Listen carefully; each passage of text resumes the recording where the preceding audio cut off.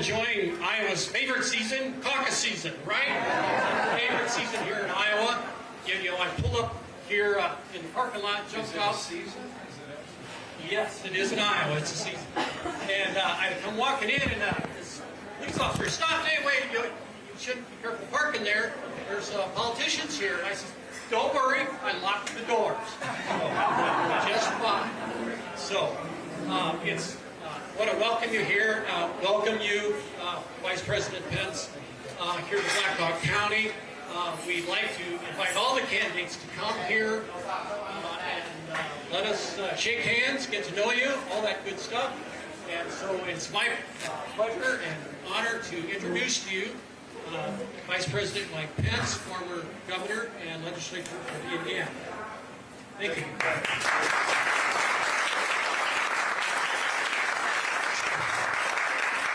Well, thank you, Greg Loman. Thanks for your great leadership here. We're so grateful to be in.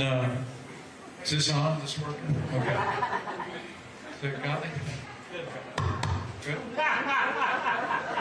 Just adjusting the body. Just adjusting the, don't blow them out of their chairs, Greg. Great to be in Black Hawk County. Thank you all for coming out this evening. A special thanks to Jeff Starbeck, who owns this fabulous establishment. Thank you so much, Jeff, for opening up this place. I really appreciate it. Fantastic. I already tried the pulled pork. Highly recommend it. Right? So you can use that in promo. You're fine. Let me begin where I always begin. I'm Mike Pence. I'm from Indiana, and I'm running for President of the United States of America.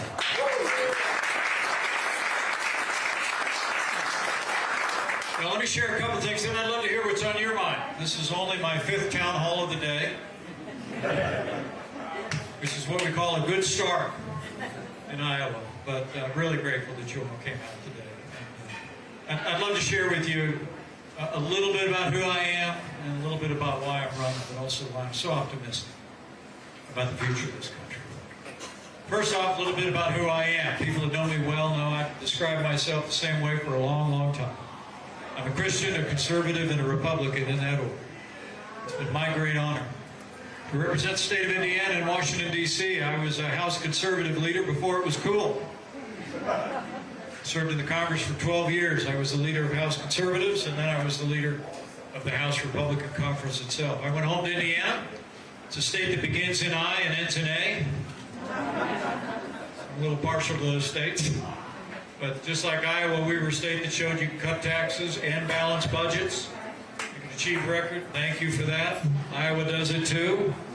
You can achieve record employment and support your schools, expand educational opportunity, and improve the lives of the people of your state in the city and on the farm. And then in 2016, I had the great privilege of running and serving as Vice President. I want to thank all of you here in the Hawkeye State. Thank you for the privilege of serving as your Vice President. It was the greatest honor of my life. It really was.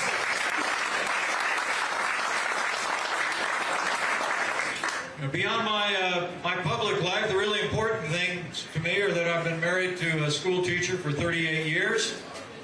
My wife, Karen, was the best second lady the United States of America has ever had. And if you doubt it, she's got a book coming out in 2 weeks, so you can check out her book and hear about all the incredible contributions she's made. We raised 3 great kids. Our son is a captain in the United States Marine Corps and a fighter pilot. My daughter is a best-selling author, writes for the Daily Wire. Some of the young people here might know about that publication. But my unworthy son-in-law is also a fighter pilot. He's in the United States Navy.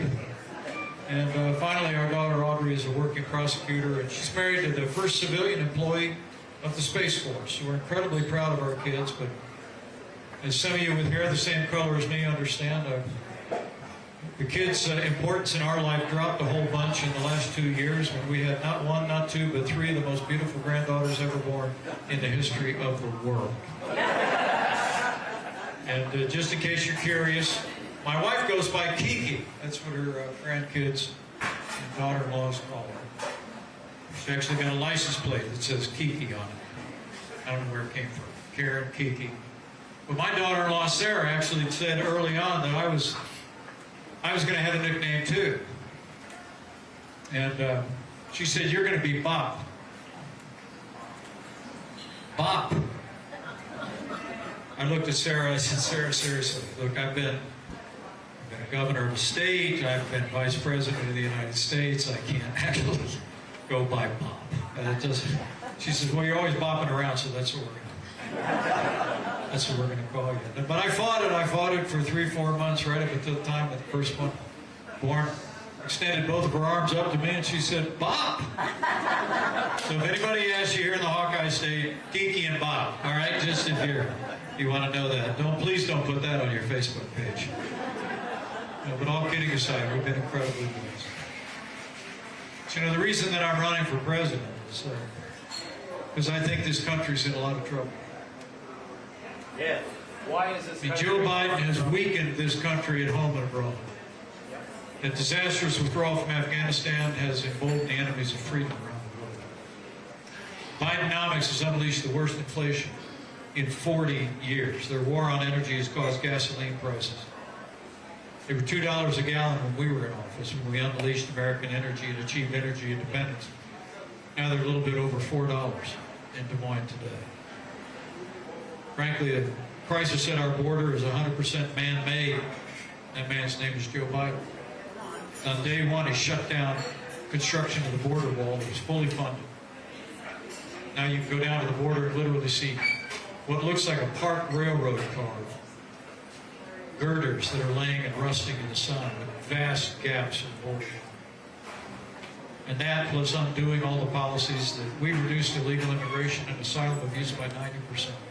Now millions have come across our border. Not to mention the fentanyl that's flowing into Waterloo and every other city in the country, claiming lives every week. It's stalled on our liberties and our values. I got to tell you, our life's been pretty good since we left Washington, D.C. and moved home to Indiana. To be honest with you, we bought 5 acres and a pond. I got a John Deere riding mower. I got a Ford Ranger.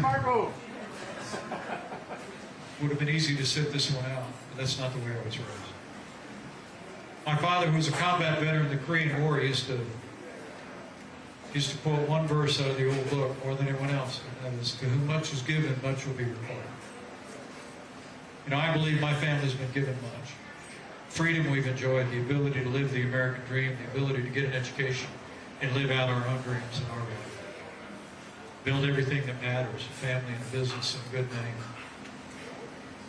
When I looked at where our country is today, and I looked at the opportunities we've had to be a leader in the Congress, to be a leader of a successful state, to be vice president during 4 consequential years that left America stronger and more prosperous than ever before, I knew we had to step forward, and that's why I'm running for president of the United States, because I know we can turn this country around.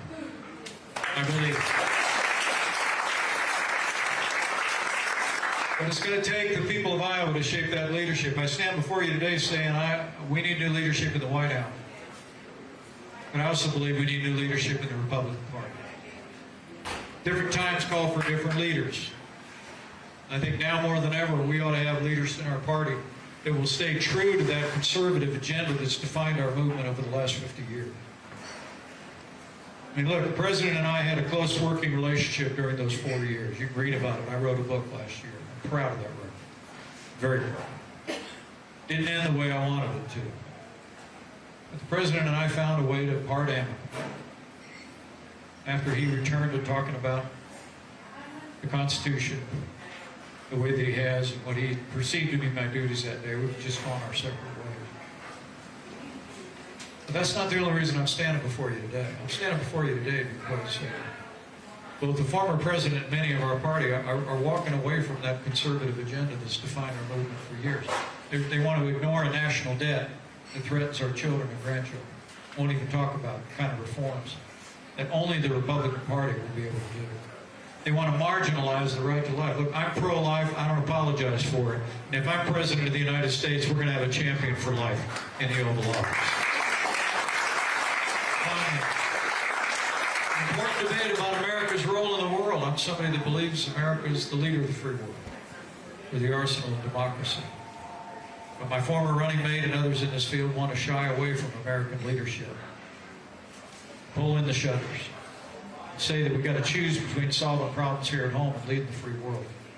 I got to tell you, anybody that tells you that we can't solve the problems here at home, crime wave in our cities, secure our border, revive our economy, and not also be the leader of the free world, has got a pretty small view of the greatest nation on earth.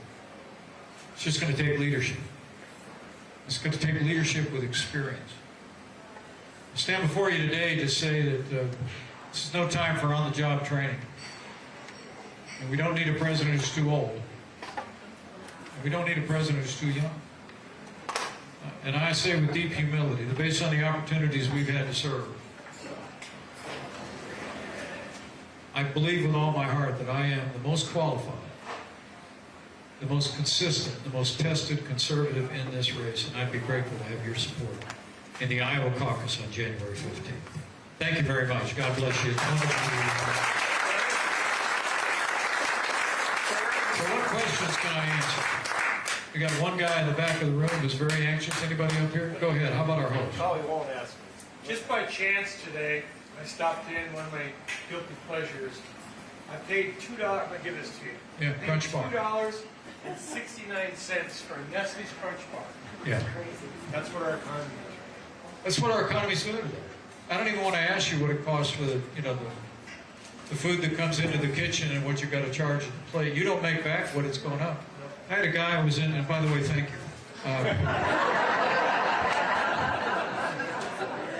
A guy who runs a restaurant up in New Hampshire. I was up there last week. But when I was visiting him last winter, guys had tears in his eyes. Because he and his wife started out this Italian restaurant like 30 years ago. Just two of them. Made it work, made it go, right? There's almost no tougher business than restaurant business, and God bless you. Try the pork, all right?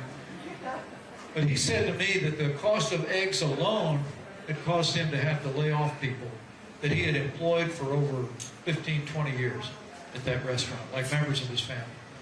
A dozen eggs today costs 50% more than it did when we left office.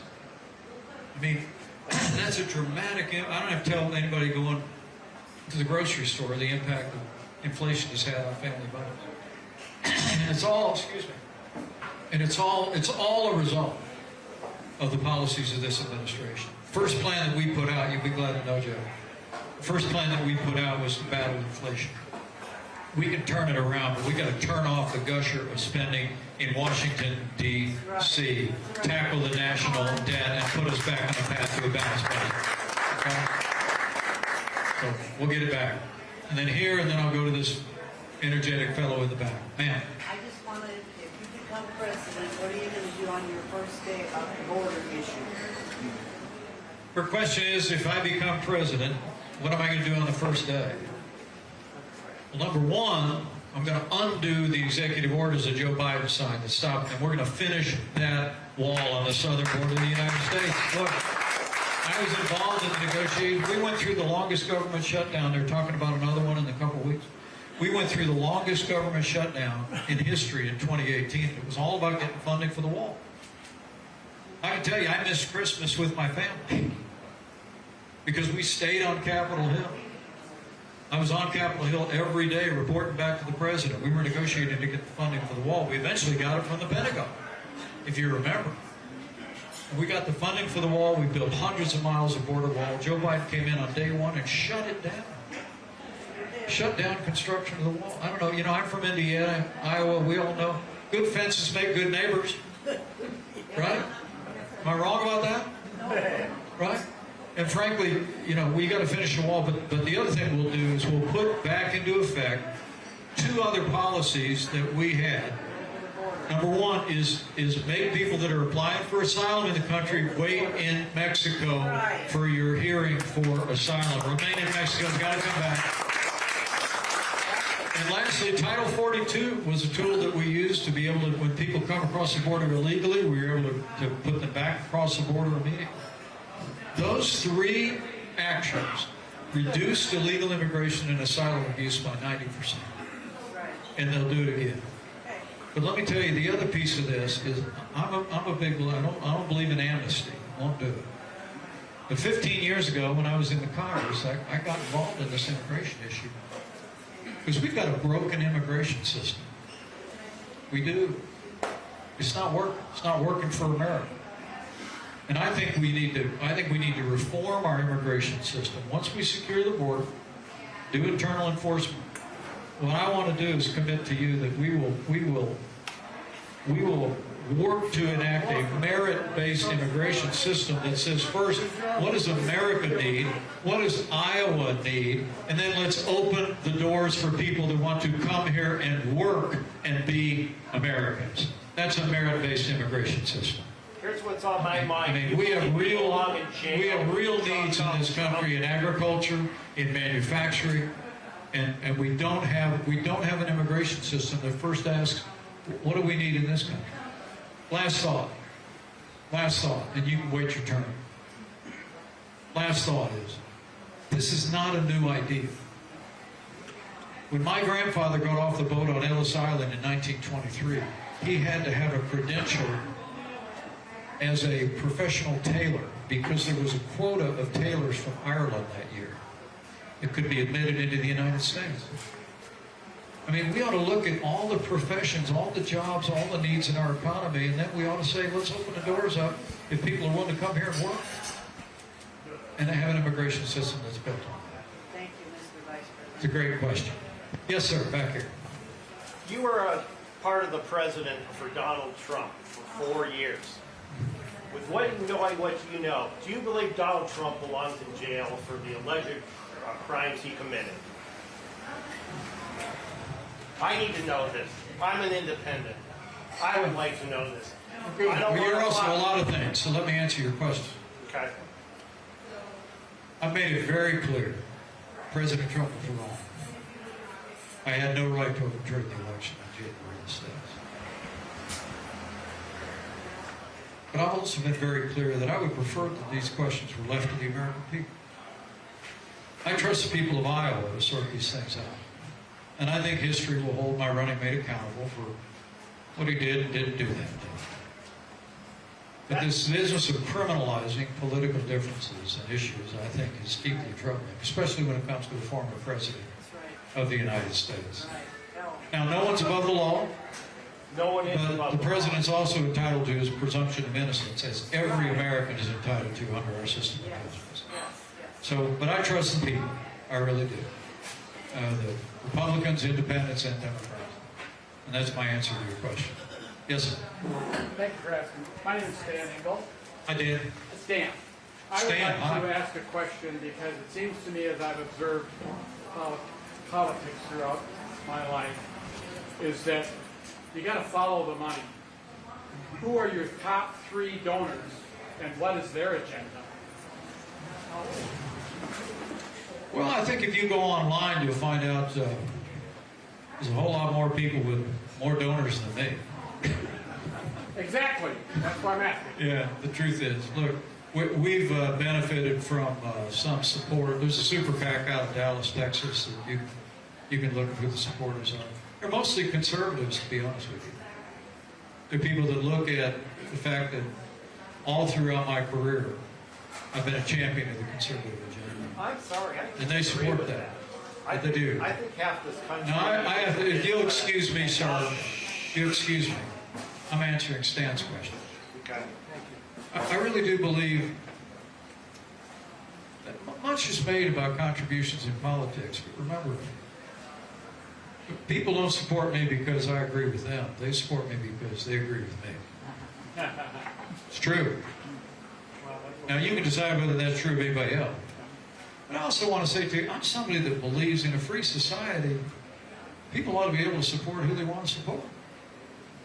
I mean, I got a lot of competitors in this race. They got a whole lot more money than me. I don't begrudge them raising that money. That's fine. People are entitled to support them.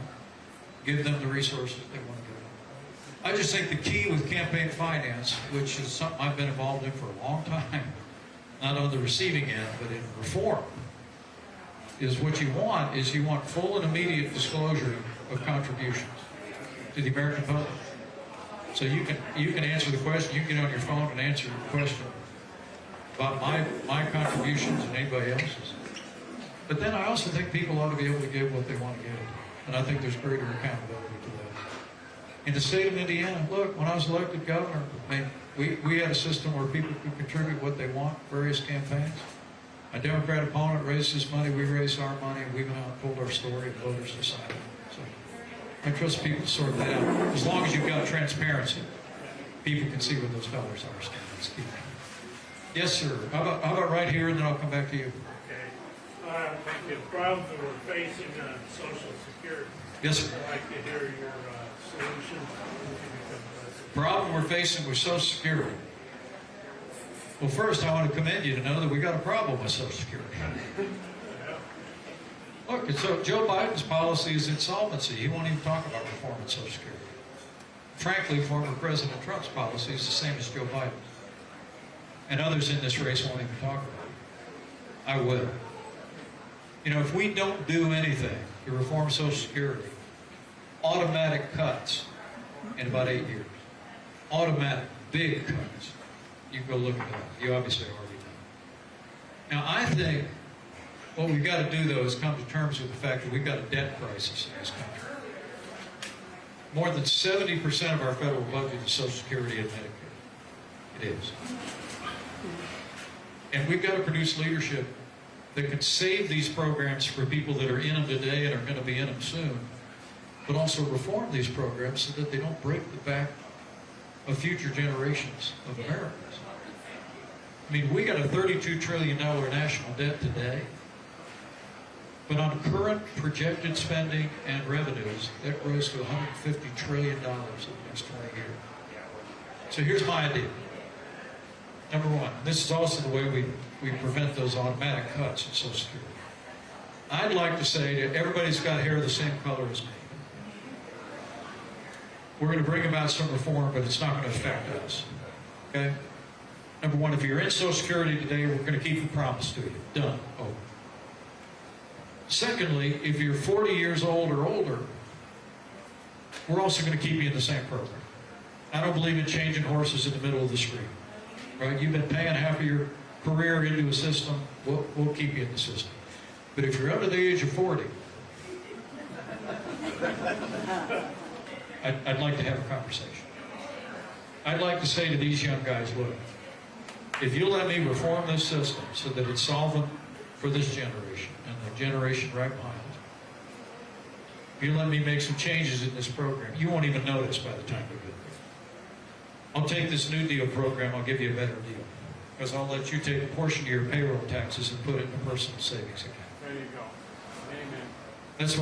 It's my whole thing. I came up with it. New Deal to better deal. Right? Now, you say, well, how would you, wait a minute, how would that work? How could you have millions of people investing in American companies in mutual funds under a government program? How could you invent that? You don't have to. You'll be shocked to know it already exists. 10 million federal employees are in it. It's called the Thrift Savings Fund. You choose between 1 of 4 American company mutual funds, put a portion of your payroll into it, and when you retire, then you can access it at a certain measured basis. That's what we'd be offering. With modest changes for these people under the age of 40, and I'm talking about, you know, income eligibility, age of retirement, et cetera, benefits. You could spare the country from that debt crisis that could crush our economy in the future and keep these programs solid. But it's going to take leadership to do it. And don't go ask Congress to do it first. Go to the American people. And I promise you, if I'm president of the United States, right out of the gate, I'm going to the American people and I'm going to talk about a better deal. And I'm going to call on the better angels of our nature to say, it's time for those of us with our color hair to make this right for future generations. And we will. I'm confident. It's a great question. But don't miss the point he made. You don't reform these programs, automatic cuts in 8 to 10 years in Social Security and Medicare. Hi. You plan on doing that? Hmm? Social Security, you plan on doing cuts for Okay, Social sir. Security? I'm going to ask you to respect other people. Go ahead. What would you do about the greed in D.C.? The greed in D.C.? Greed. You know, there's a lot of greed and self-fulfillment. You mean greed or greed? Swamp. Oh, we're talking about the swamp now? I think so. Yeah. Well, let me tell you, we got a little bit of water out of the swamp during our 4 years, but we got a long way to go. If I'm president of the United States, I promise you, we're going to do the first civil service reform in 100 years. Because I think when a president of the United States is elected, you ought to be able to appoint more than just a few thousand people to the federal government. You ought to be able to come in and make sure that people that are operating all these various agencies are on the agenda that the American people just voted to advance in Washington, D.C. The second thing I'm going to do, a lot of people talk about reorganizing the executive branch. In fact, one of my competitors is talking about, concentrating more power in the executive branch. Look, if I become president, my aim is not to reorganize the federal government, it's to make it small.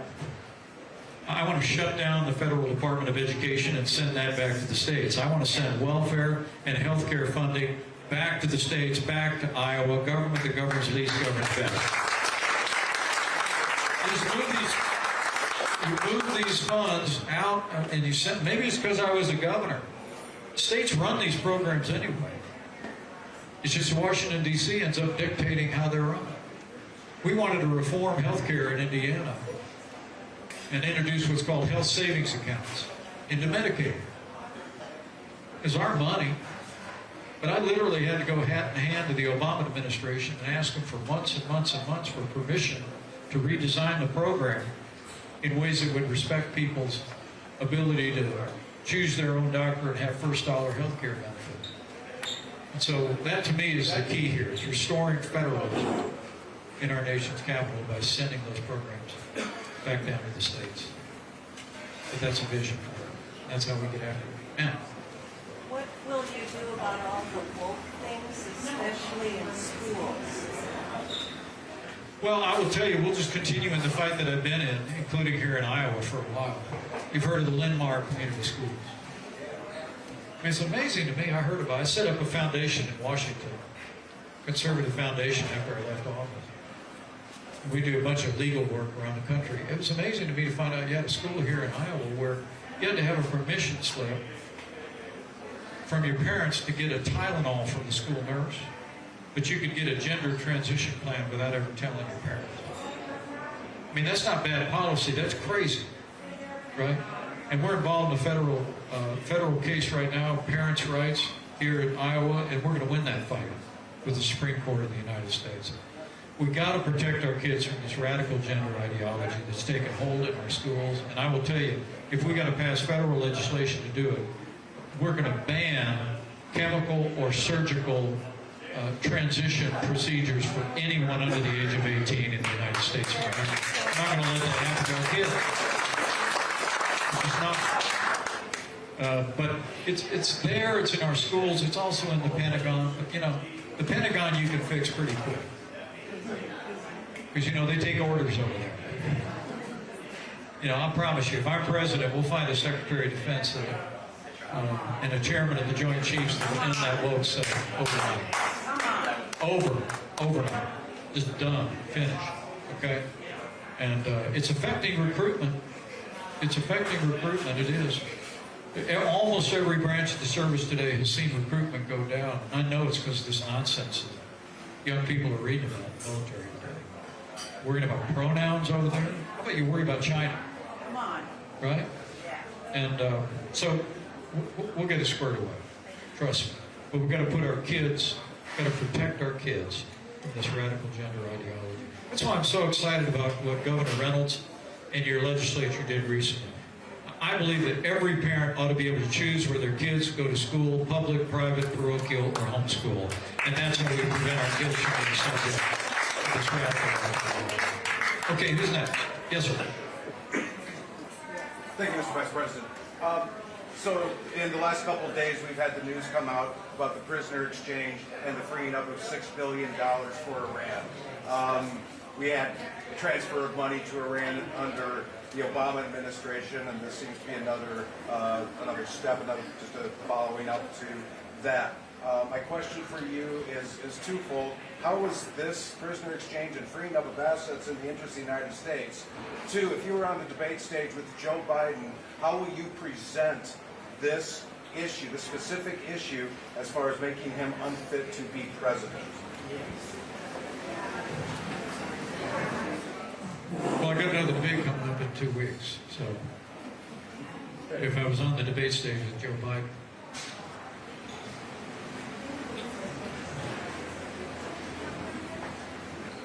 I'd look at him and tell him, our administration worked hard to bring Americans home. We negotiated hard, but we never paid a ransom for Americans, and we never will in the future. You pay a ransom, you pay a $6 billion ransom to the leading state sponsor of terrorism in the world, you just endanger every American overseas. Right. Sure did. Because it's open season on Americans then.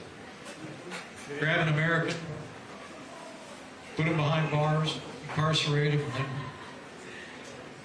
put a price tag. Wrong. But let me go one step further and tell you. It is always wrong to pay a ransom for Americans incarcerated overseas. But for Joe Biden to announce on 9/11 that we were transferring $6 billion to the leading state sponsor of terrorism was a disgrace. That's right. That's how I describe it. That's right. It was. Thank you. That's when the administration confirmed it on 9/11 that Iran was going to receive $6 billion in exchange for releasing 6 Iranians. Look, peace comes through strength and results come through strength as well. And we had isolated Iran as never before. And this administration from go has been kowtowing to Iran, begging them to get back in the Iran nuclear deal over and over again. And Iran is back to sowing violence and their malign influence across the region. And we'll get back to what we know makes sense, and that's standing firm against those who would do us wrong. Yes, sir. Thank you. You made the statement that I agree with 100%. That's the fact that you will complete the wall. Now we've got 6 million illegals in our Right. country, Right. and it's going to cost the taxpayers a fortune to take care of these people who are here illegally. If you were president, what would you do with these people? They got to be sent home and come back legally. We can't allow what's happened. How would you handle that? Well, let me say the first thing is, I think virtually all of them have applied for asylum. So they have court dates down in the southern part of the country. I would just accelerate those court dates. And look, they're entitled. We have laws about applying for asylum. If there are people with legitimate asylum claims, so be it. But the truth is, cartels are using and abusing our asylum system in this country to get $5,000 a person, American cash, from people, to give them a little slip of paper and say, just go find a border agent, read this statement, that I'm suffering from political persecution or fear of violence in my home country, and they apply. But that can be adjudicated. Our courts can review that. I would surge resources into those asylum courts, and I would move the people through the process, and if their asylum is denied, we'd move them out of the United States of America. I don't care what it takes. I mean, look, we are a nation of laws, not of men, as the old saying goes. And we've got to uphold the laws of this country. We ended asylum abuse under our administration for all intents and purposes because we made people wait in Mexico while they applied. And the cartels then couldn't exploit people to get them to pay cash to bring them up and tell them you're going to be able to disappear into the United States. You know, a whole lot of these people are now up in sanctuary cities and they're staying in hotels. I just say, let's just get back in the process. Let's work the process hard, and let's move people out. But you've got to fix a broken immigration system. I hope you heard me on that. I think we just have to. And not with amnesty, not with people rewarding people whose first act in this country was violation of the law. but it's actually saying, how about from this day forward? I mean, I think we can essentially eliminate illegal immigration once and for all if we create an immigration system where people that actually want to come here and work have a reasonable, expedited way to be able to do that. And then we can focus our border patrol people on the people that mean us harm, or are coming here for other purposes, or moving fentanyl by the truckloads across that border that's claimed lives. The border patrol guys, I've been down to the border 4 times, which I think is 4 times more than the current vice president, right? And our border patrol agents have told me straight up, the cartels have operational control of the border today. They literally do. And I'm somebody who believes a nation without borders is not a nation. So the first thing you got to do is secure the border. The second thing you do is administer the laws of this country relative to everybody who's been implicated in this. But this is a man-made mess, and that man's name is Joe Biden. And we'll clean it up. I promise you. Yes, sir. What do you consider our biggest international threat, and what would be your approach? Our greatest international threat, our greatest strategic and economic challenge is communist China. Period, paragraph. It just is. I've met President Xi. We've both spoken at the same international conferences together. I got the impression he didn't like my speech, and I know we didn't like his.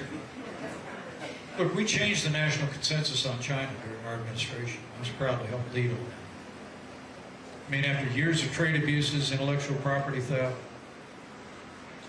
military provocations in the Asia Pacific, let alone of religious persecution of Christian pastors, Muslim Uyghurs, we just said enough is enough. We're not putting up with it. We imposed $250 billion in tariffs on communist China. They came to the table like that. They sat down and they made what's called a Phase 1 trade deal, which I heard Biden has basically let go. He's barely held it. But I know how to get their attention. That is twofold. Number one, you use access to the most powerful economy in the world as a lever to get them to straighten up and fly right. Okay? You're going to keep stealing intellectual property from the United States. You keep floating your balloons over strategic areas of the United States. Good luck. More tariffs are coming. Right? Now, on the other hand, if you straighten up and fly right, you open up your markets to U.S. agricultural goods and what we make, what we grow, then we can talk. The second thing is, folks, we have the strongest military in the world today. We do. Don't ever let anybody tell you different.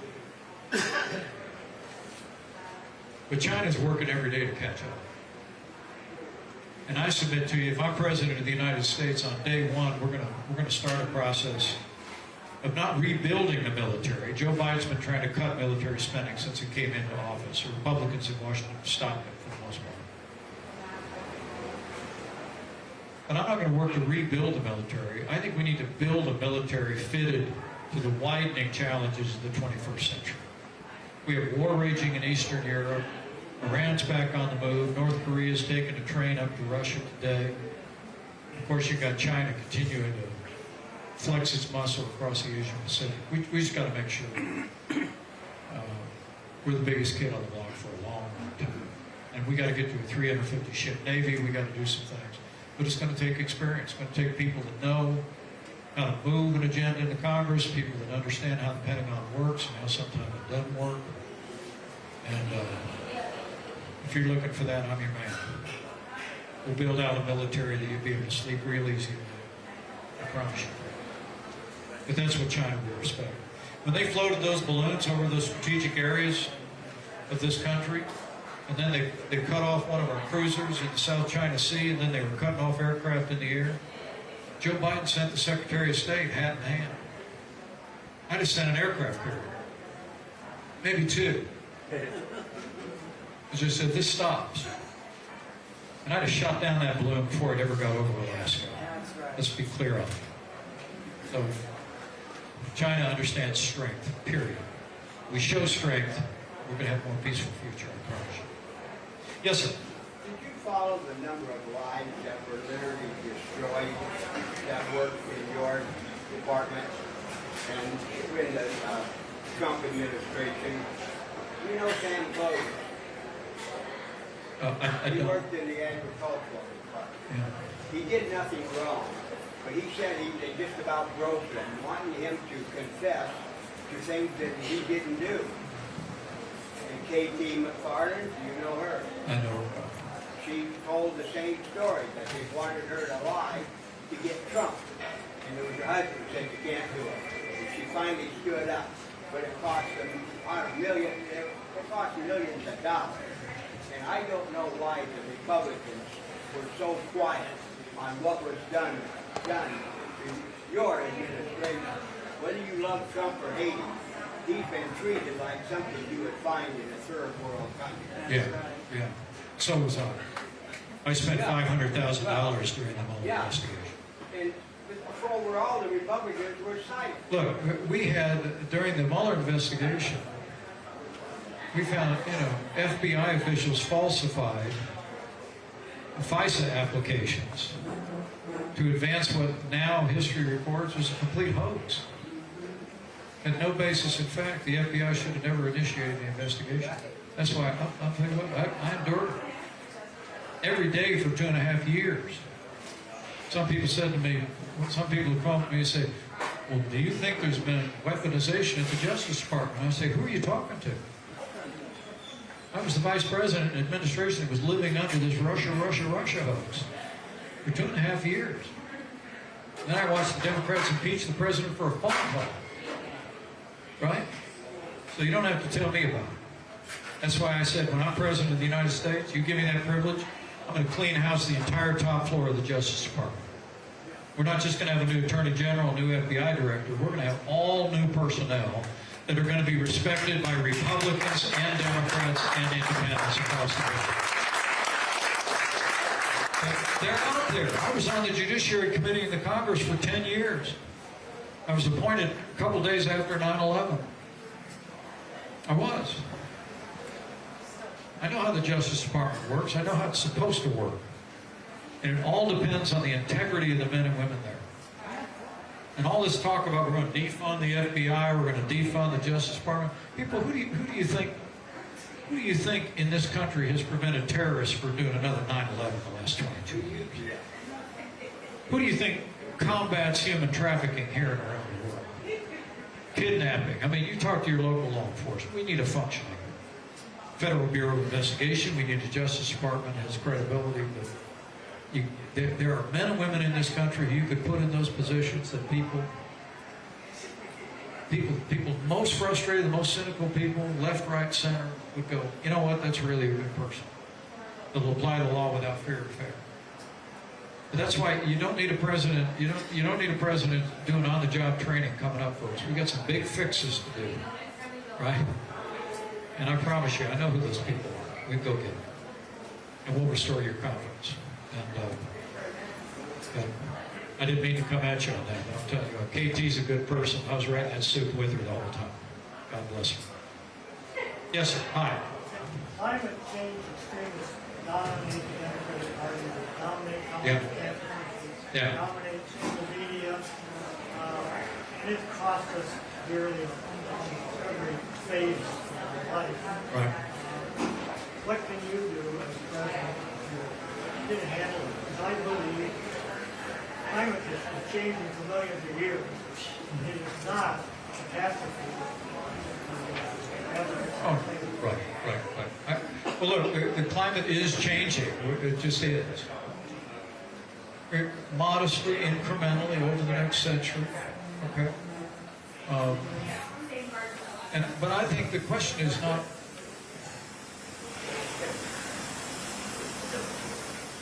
It's not whether you make progress. It's who decides. Now, Joe Biden and the Democrats have all decided they basically passed that climate change bill. They relabeled it the Inflation Reduction Act. And it was big. There was their Green New Deal with a new poster in front of it. That's all it was. And it's done nothing to reduce inflation. But their approach is mandates, to your point. Not that I'm telling you anything. He was a great chairman here at Black Hawk County for many years for the Republican Party. But there's mandates, and you got places like California that are saying they're not going to let you buy a gasoline-powered car at the end of the decade. I got nothing against electronic vehicles. You want to spend $15,000, $20,000 more for a car, more power to you, right? But the point is, I think we ought to, Republicans say, look, we can achieve our goals for a cleaner environment through American innovation, not government mandates. Okay? I believe it with all my heart. And I can prove it to you. We got out of the Paris Climate Accord that the Obama-Biden administration had put us into that said, look, America's got to live under all these new limitations. You're going to raise the cost of your utilities in your home and in your business, raise the cost of vehicles, raise the cost of building a business, building a company, building a building anywhere in Iowa or Indiana. And then we said, China, in 10 years from now, you've got to start doing it too. India, 10 years from now, you've got to start doing it. No, that wasn't. We got out of that deal, but here's what people don't know. Particularly these young people would love this, because their hearts are in the right place on this, on the whole issue of climate and the environment. We actually we lowered CO2 emissions in this country more than what the Paris Climate Accord required. But we did it through American innovation. We did it through a natural gas boom. We did it through clean technology and all of the above energy strategy. That's the key. That's the key for Republicans. I think it's all of the above. You know, I'm somebody that believes in wind and solar and renewables, biofuels. I was for ethanol before it was cool. I'm for all that. But we got to have oil and coal and natural gas. We got to have all of the above energy strategy. I'd like to see more hydroelectric in this country. And how about we get back to nuclear energy? You want to reduce CO2 in America? Let's build some more nuclear power plants. But that's American innovation. That's how we achieve a cleaner environment. We do our part in the wider world to get others to follow suit. Would you open up some of the oil fields and fracking? Day one. Day one, we open up Alaska for offshore drilling. We get the Permian Basin rolling again. We get the Keystone and Dakota pipelines finished. Absolutely. Yeah. Count on it. Yeah. I got a plan. Go to MikePence2024.com. You can read about the plan for energy independence. Yes, sir. Higher education is pretty important in this county. Sure. The University of Northern Iowa and Hawkeye Community College. Yeah. China opened in the last 10 years 340 new universities. They now have about 1,270 universities, higher or four-year institutions. We have about 1,400. We closed one in this state here. They have 240 million people with higher education degrees, with bachelor's or better. How do you? A lot of your opponents believe in sending our kids to trade school will be kind of the answer to their education needs. How are you going to close the education gap, particularly when we've heard about about your desire to close the military gap or to maintain our lead in those advanced technologies? Right. How are you going to be able to do that when we don't have a population that China has? Yeah. Well, I would guess a whole lot of those Chinese with higher education got it in the United States of America. Yeah, but that number is growing now. They're not getting it here anymore. And then it's not the way it looks at Purdue University. Yeah. It's fine. It's fine. I've got paid tuition. It's fine. Well, look, I'll answer any question on higher education other than, am I for the Hawkeyes or the Cyclones? Panthers around here. So I know Panthers around here. I'm staying out of it. I'm Switzerland. I'm a Hoosier. Okay. Look, I think you raised a really good question. How do we do it? And again, I'm going to go back over here where me and the chairman were just talking. I think it's about American innovation. There weren't too many silver linings in the worst pandemic in 100 years.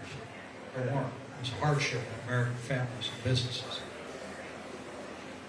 But it did foster a whole new era of innovation in education and the delivery of higher education in this country. And I think we ought to build on that.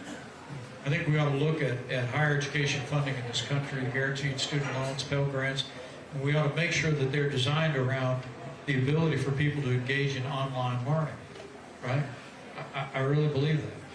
And to be able to fashion education around what they need. I also am a big believer, I mentioned Purdue University, and I'm a Hoosier, but my son and daughter-in-law are Boilermakers. So we have a bipartisan family. Okay, you're not from Indiana, you didn't get that. But Purdue University recently did an idea, it was absolutely fascinating, that allowed students to defray the cost of higher education by essentially having a sponsoring employer. Now, it wasn't that they had to work at that company for the rest of their lives, but they had to give them a couple of years once they got out of school. And I think, you know, lowering the cost of higher education, making it more available to young people to lay a foundation of their career is great. I will say, however, when I was governor of Indiana, we worked to make career and vocational education a priority in every high school. Because I do believe, I do believe that all honest work is honorable. And that education ought to be a process of peeling back the onion and discovering what your God-given abilities are, right? And too often, we've been marching kids in the last, since you and I got out of high school, we've been marching kids, everybody go to four-year college. Instead of saying to young people, hey, we want to expose you to STEM education, we want to expose you to career technical education, and if you've got a passion in that area, we want you to have education opportunities to achieve your goals on that path too. And so I really thank you. I really believe that. And it was something that was very well received in Indiana when I was governor. I just said, we've got to put vocational education back in every high school in the state, because it's mostly gone into community colleges and into schools of higher education. I think you bring that in younger, you're going to have more young people know where their gifts and abilities are. And, but I think that's all part of it. American innovation, online learning, distance learning, take advantage of that, expand access to higher education for more people, but also help young people find their path. I will add one thing, we can look at.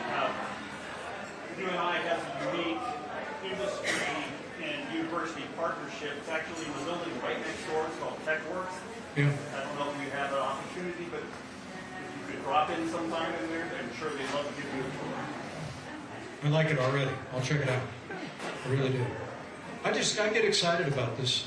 When I went to high school back in the 1970s, I always tell people, my friends and I we all used to park in the same parking lot. We walked through the same door. Some of them that turned right and go to vocational education, industrial arts. Others of us that turned left and go down to AP history. We'd eat in the same cafeteria. We'd cheer for the same basketball team. We walked across the same stage. And some of those people now are retired, and still some of the best friends of my life who had great careers at Cummins Engine Company in Columbus, Indiana. Frankly, made more money than I made in the course of their lives. And had incredible careers. And that to me is what we ought to be getting education back so that it works for everybody for every future. And that's how we meet those needs in the long term. And we can compete with the Chinese. Trust me. We can. Yes, sir. Hi. Just want to say welcome to Waterloo, Iowa. Thank you. Positive, and I admire you for some of the so-called negative and personal questions and comments. It's tough. I can never run for anything because they'd attack you. But welcome here. And Thank you. I think you did some very good things in the Trump administration. Thank you. And I admire you for that, and wish you the best in the future, whatever happens. You're very kind. You're very kind. Thank you. You know, I wrote a whole book, came out last fall. It's entitled, I tell people I wrote a book, So Help Me God. And that's the title of the book. I wasn't emphasizing it. But it's a story about, you know, the opportunities that we had. About half the book's about those years in the administration. I have to tell you, I will always be grateful for the opportunities that the President extended to me. I represented America around the world. I met many of these world leaders that we're going to have to deal with in the years ahead. And I was on Capitol Hill fighting hard to get that tax cut passed. I've traveled the country to get the USMCA passed, the largest trade deal in American history. I was involved in discussions with the Canadians and the Mexicans. I negotiated that Remain in Mexico policy with Mexico. I mean, I had extraordinary opportunities to participate and contribute to the life of the nation. And those experiences are what I'm bringing into this campaign. So I appreciate your consideration. But I appreciate your kindness even more. Don't worry about it. I got a feeling you can do better than you assume. Yeah, you got it. Yes, sir. We'll do two more and let you all get to dinner. Sir. Mr. Vice President, I would echo Buzz's lofty comments about your efforts in the administration. Thank you very much for that. But I have a question about money, which I think everybody can appreciate. We're currently looking at substantial inflation. We're looking at reduction in income that we get. The federal's influx of trillions of dollars into the economy over the last few years. Right. And we're looking at mega economies, looking at finding an alternative to the U.S. dollar. That's right. And the possibility of putting a digital dollar into operation in the United States. What would the President Pence's monetary policy look like into a lot of these questions? The first thing you're going to do is get the national debt under control. The only reason China and India and some of these other countries can even talk about replacing the U.S. dollar as the reserve currency on the planet is because of our national debt and the trajectory of our national debt. We get the national debt under control, everybody wants to get their dollars. Trust me, everybody does. Okay? Secondly, and this is just something you go to MikePence2024.com, check it out. It's a little obscure, but not for you. 3-4 decades ago, we told the Federal Reserve, it dates all the way back to Alexander Hamilton, right? We told the Federal Reserve, instead of just worrying about protecting the value of the dollar and fighting inflation, we want you also to worry about full employment, right? It's called the dual mandate. And so that's where you saw the Federal Reserve in one administration, Republican and Democrat administrations. You have presidents that are kind of asking the Federal Reserve, do something with interest rates, do something to get to full employment. Well, I have the view we ought to end the day of the Federal Reserve worrying about full employment, and we ought to look to presidents and senators and congressmen and governors to make sure the people of this country are working. Okay?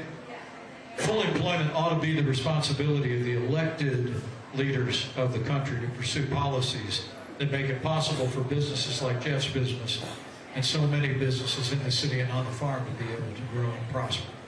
Okay? If you're going to look at the Federal Reserve in that context, you're going to end up with more of, I won't bore everybody, but that quantitative easing stuff that was going on, where we had essentially free money. Real good thing on Wall Street, that made a lot of money for a lot of these big hedge fund guys on Wall Street, didn't do a whole lot for Main Street, okay? A lot of people think I was the leader of the fight against the Wall Street bailout. I didn't go to Washington, D.C. to nationalize every bad mortgage in America. And all that funny paper they were running in Washington, D.C. created that crisis that we answered $800 billion in payout at the waning days of the Bush administration. You got to get the Federal Reserve back to worrying about the dollar in your wallet, in your pocketbook, in your purse. We'll worry about full employment. And that's my monetary policy. So buckle up, get ready. We'll worry about protecting inflation, and we'll get inflation under control. Yes, ma'am. Good evening, sir. Welcome to Waterloo. Thank you. I have an admission. I was in D.C. on January 6th, and I know that you're a religious and prayerful man. That day, 4 Republicans died. 4. Not just Ashley Babbitt, but 3 others. And now, because of our 2-tiered justice system, we have hundreds of people being detained in Washington, D.C. on pretrial detainment without bail. And they haven't been charged with anything more than a misdemeanor. How will a Pence DOJ provide them constitutional relief? Well, first, let me say I grieve the loss of life that day and the injury of 150 police officers. who stood in the gap to keep people from ransacking the Capitol and threatening the lives of officials in the building. That happened. And it could never happen again. And I believe anyone that engaged in violence against law enforcement officers or vandalism in the Capitol building should be held to the fullest account of the law.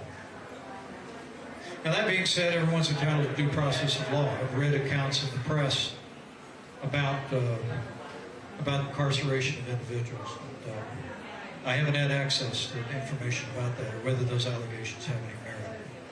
I promise you, if I'm President of the United States, we're going to make sure that the law is equally and fairly applied to every American. But I want to be very clear with you. January 6th was a tragic day. And individuals that used violence against law enforcement entered the Capitol, vandalizing rooms in the Capitol building and threatening public officials, need to be held to the fullest account of the law. It can never happen again. And I will tell you, I know that by God's grace, I did my duty that day. I stayed my post and finished our work. And a day of tragedy ultimately became a triumph of freedom.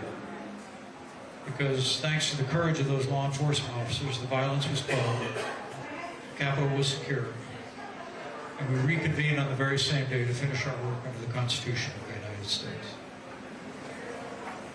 And I want to promise you, if I'm President of the United States, whether it's in my immediate personal interest or not, I'm always going to stand on the Constitution of the United States of America. So help me God.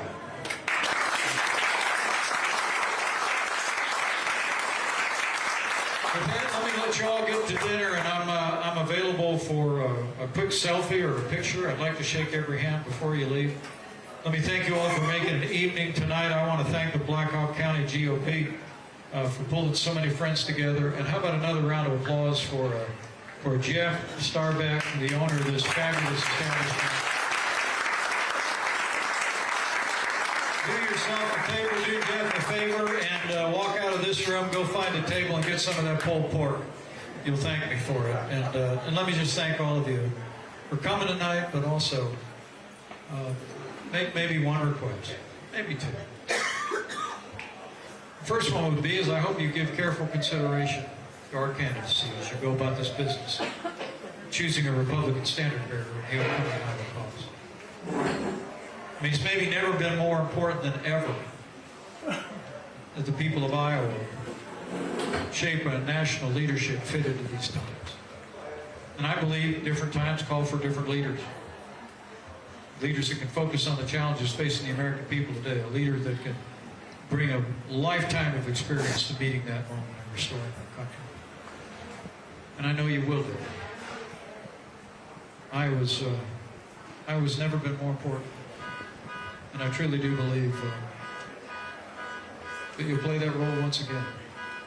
So I'd ask for your consideration and obviously ask for your support. The last thing I do is ask for your prayers. You know, we've been through a very challenging time in recent years.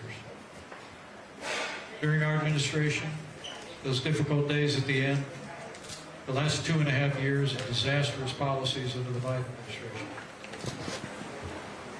So I just say to you is, I'm a man that believes in prayer. I think the effective and fervent prayer of righteous people avails much. And I love that verse that says,